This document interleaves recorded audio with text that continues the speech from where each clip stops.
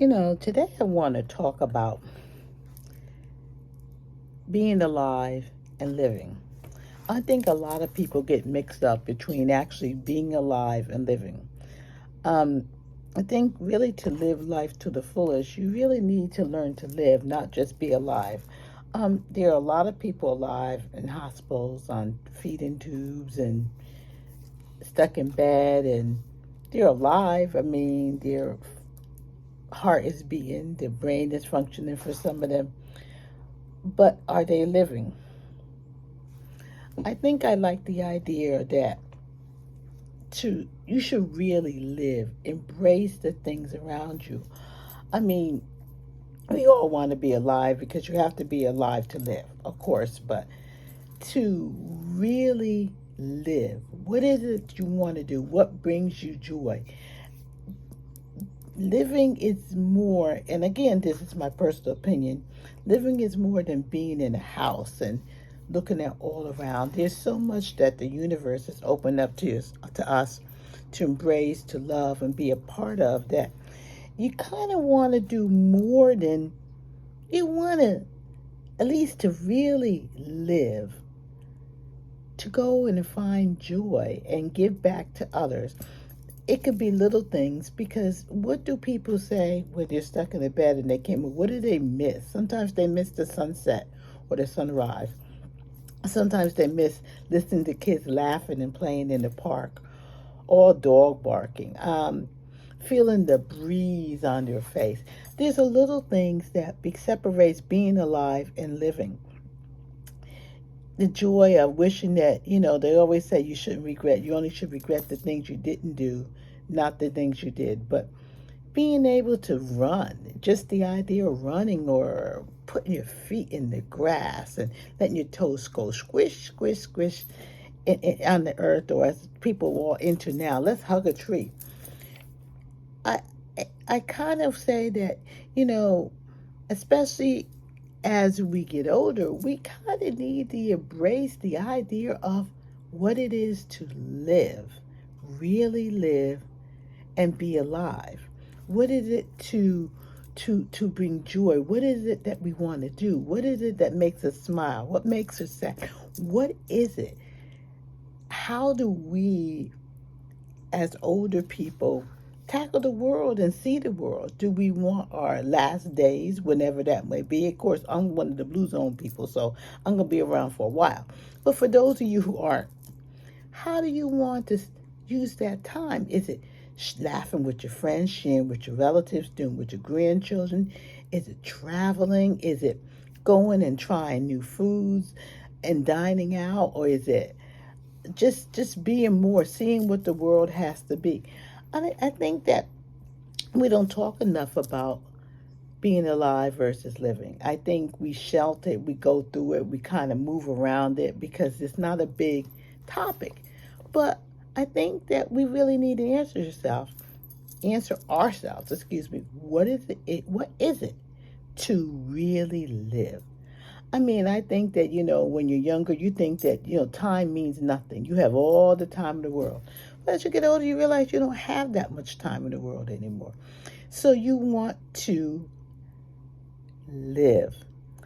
I, I know when the pandemic hit, a lot of people reflected on, and they had a lot of discussions about looking at their life and what it meant and what were some of the important things that, they had going on. I know it really made me appreciate people. It made me have joy and value in different things. But I also said, pandemic, what did we do? We were locked inside. Everything was shut down. We couldn't go anywhere. We couldn't do anything. We couldn't really maneuver. I mean, things that we took for granted. I mean, just going to the store and going downtown and riding the bus, the train, whatever.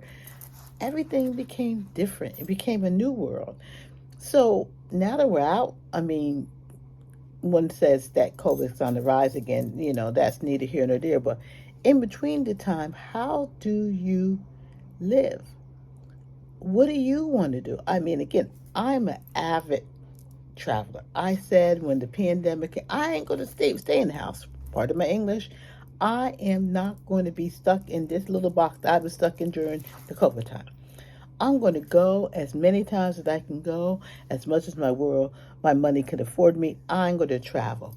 I'm going to go and I'm going to try different restaurants. I'm going to go on different adventures. I'm going to go to plays. I'm going to visit my friends. I'm going to laugh with them. We're going to share time together.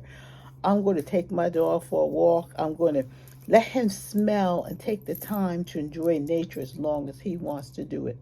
I'm going to do those things. And I'm going to, as they used to say, use my best dishes. I'm going to drink the best champagne that I have in my house. I'm going to live because I don't think during that pandemic time with the fear factors, and a lot of people not only did they not live, so many people became, what do they say, unalive.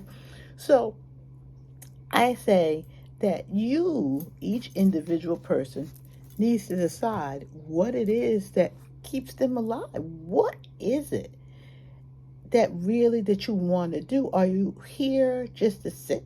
Or are you here to bring about purpose in yourself and around others? Um, it's fun, it's enjoyable, but when we go to bed at night, do we sit there and say, "Oh, hey, what did I do today? I did nothing. I watched TV. I did what? Are we here to watch TV? Are we here to watch soap operas? Are we here to? I guess I think that everybody's here for a purpose, and you need to fulfill your purpose. Your fulfillment of purpose is not to be locked in the house or in a museum. It's to give to others, to find joy in yourself, and to give joy to others. So I just find that it's kind of really interesting. I guess I reflect more because as you meet people and you talk more and you go around and you talk and think about your friends, you think about all these things that, uh, are they living? I mean, what do you talk about?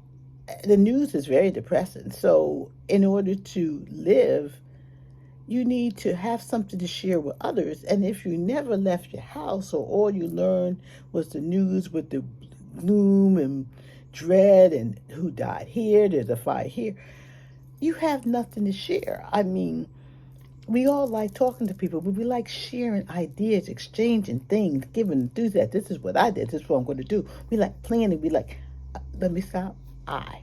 I think that's joy when I talk to people and they get excited about what they did and what they're going to do or what something.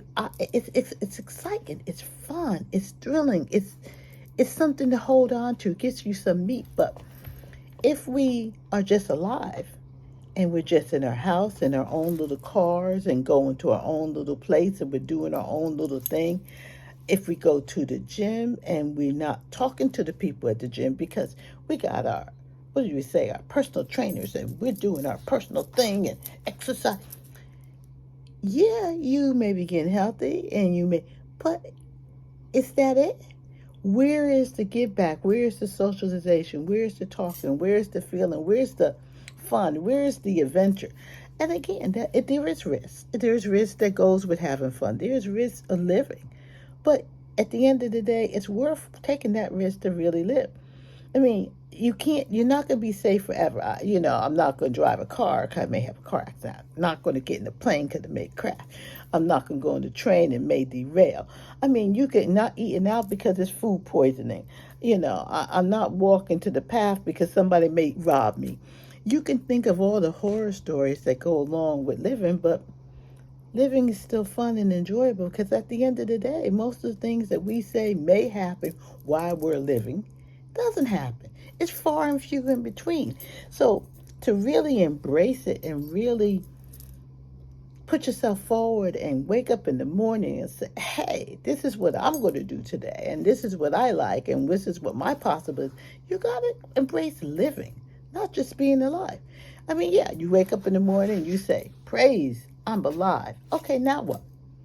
What were you alive to do? Were you alive just to sit there and to watch TV? Is that what being alive is? Or were you alive so that you can live? You can live for the people who never got the opportunity to live.